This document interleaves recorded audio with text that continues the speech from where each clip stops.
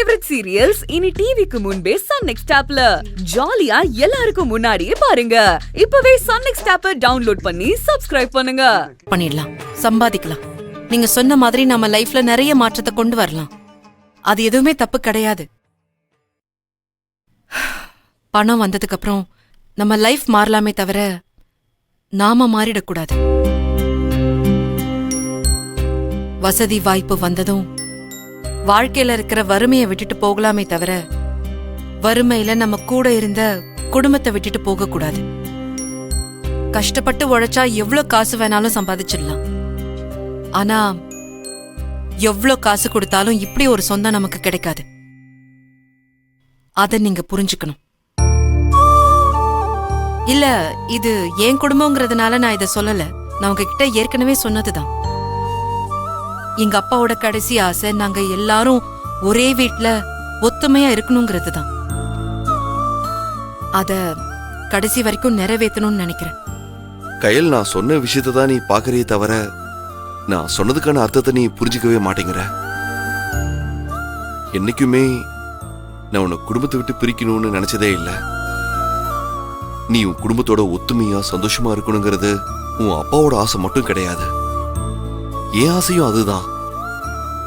ஆனா ஒருவேளை உன் அப்பாவே உயிரோடு இருந்திருந்தாலும் இப்போ இங்க நடக்கிறதையெல்லாம் பார்த்துட்டு அவரே ஏன் முடிவை தான் எடுப்பாருன்னு தோணுது.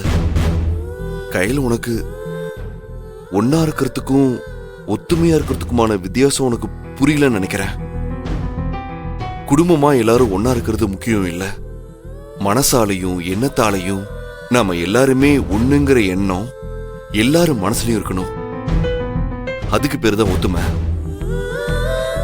என்னை பொறுத்த வரைக்கும் ஒரே வீட்டுல இருந்து சண்டை போடுறதுக்கு பதிலா கொஞ்சம் விலகி ஒத்துமையா இருக்கிறது தான் நல்லதுன்னு சொல்றேன். உங்களோட புரிதல் அப்படி இருக்கலாம், அத நான் தப்பு சொல்லவே இல்லை.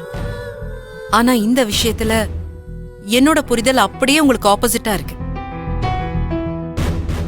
நீங்க யோசிக்கிற மாதிரி தான் பல பேர் யோசிக்கிறாங்க. ஏதாவது சண்டை வந்துட்டா அத காரணமா சொல்லி குடும்பத்தை விட்டு விலகிடலாம், எப்பயாச்சும் எங்கேயாச்சும் பார்த்தா ஹாய் பாய் சொல்லிட்டு அப்படியே இருந்துடலான்னு ஒரு மைண்ட் செட்ல இருக்காங்க. ஆனா அது வாழ்க்கை இல்ல, அது நம்மளை சுத்தி நாமளே உருவாக்கிக்கிற ஒரு வேலி. நம்ம உறவுகளை நம்ம கிட்ட நெருங்க விடாம பாத்துக்கிற ஒரு வேலி. குடும்பத்துக்குள்ள எவ்வளவு வேணாலும் சண்டை போடலாம். சண்டையே இல்லாத குடும்பம், சண்டையே இல்லாத உறவுகள்னு இங்க யாராச்சும் இருக்கிறாங்கன்னு சொல்ல முடியுமா? குடும்பத்துக்குள்ள சண்டைங்கிறது சகஜம்தான். அது எவ்வளவு நாள் நீடிக்குதுன்னு பொறுத்துதான் எல்லாமே இருக்கு. இப்ப நீங்க சொல்ற மாதிரி நம்ம சண்டை போட்டுக்கிட்டு தூரத்துல இருக்கோம்னு வச்சுக்கோங்க. போன கொஞ்ச நாள் வர நம்ம 2 நாளைக்கு ஒரு தடவை வீட்டுக்கு வந்து பாத்துட்டு போவோம். அதுவும் நாள் கடந்து போச்சுன்னா வேலை, பிசினஸ் அத காரணம் சொல்லி 2 நாளுங்கிறது 1 வாரம் ஆகும். 1 வாரங்கிறது 1 மாசம் ஆகும். அப்புறம் 2 மாசத்துக்கு ஒரு தடவை, 3 மாசத்துக்கு ஒரு தடவை. சொந்தங்களை பாக்குறதுக்குன்னே ஒரு நாளை பிக்ஸ் பண்ணிட்டு அதுக்காக வெயிட் பண்ணிட்டு இருப்போம். இந்த ஃபெஸ்டிவல் எல்லாம் வரும்ல, தீபாவளி, பொங்கல், அந்த மாதிரி. அதே ஒரே வீட்ல இருந்து சண்டை போடுறோன்னு வைங்களேன், மிஞ்சி போனா 1 நாள் பேசாம இருப்போமா? இல்ல 2 நாள், அதிகபட்சமே அவ்வளவுதாங்க. அதையும் தாண்டி மிஞ்சி போனா ஏதோ 2 நாளைக்கு ஒருத்தரோட முகத்தை பார்க்காம இருந்திருப்போமா? அதுக்கு மேல இங்க யாரும் ஒருத்தர்கிட்ட ஒருத்தர் பேசாம இருந்திருக்கவே மாட்டோம்.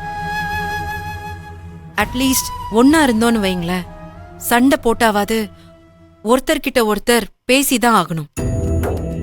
இதுவே தனியா இருந்தோன்னு வைங்களேன், அந்த பிரிவு பழகிடும். யாருமே இல்லாம இருந்துட முடியும்னு ஒரு எண்ணம் நமக்குள்ள வந்துரும். அப்படிப்பட்ட ஒரு எண்ணத்தை நமக்குள்ள வளர விட்டுறக்கூடாது. அதுக்கான ஒரு சிச்சுவேஷனையும் நம்ம வரவிடக்கூடாது. நான் சொல்றது உங்களுக்கு புரியுதா? ரொம்ப உங்க மனசை போட்டு குழப்பிக்கிறீங்க, அதனாலதான் உங்களுக்கு இப்படி எல்லாம் யோசிக்க தோணுது. ஒரே விஷயத்த நீயும் நானும் வேற மாதிரி பாக்குறோம். இந்த விஷயத்துல நீ சொன்ன மாதிரி நம்ம எண்ணம் வேற மாதிரி தான் இருக்கு. ஆனா இதுல எது சரின்னு என்னால முடிவெடுக்க முடியல. முடியும். சண்டை நடக்கும்போது பிரச்சனைகளை மட்டும் பார்க்காம அந்த சண்டைக்கு பின்னாடி இருக்கிற உறவுகளை மட்டும் யோசிச்சோன்னா என்ன மாதிரி தான் நீங்களும் யோசிப்பீங்க. என்னமோ சொல்ற. நான் சொல்றத நீங்க நம்பணும். எப்பவும் எல்லா விஷயத்திலயும் சப்போர்ட்டா இருக்கிற மாதிரி இந்த விஷயத்திலயும் நீங்க சப்போர்ட்டா இருப்பீங்கன்னு நம்புறேன். உங்களுக்கு லோன் கிடைச்சு நம்ம பிசினஸ் ஆரம்பிச்ச அடுத்த செகண்டே நான் உங்க அம்மாவை போய் பார்க்கலான் இருக்கேன்.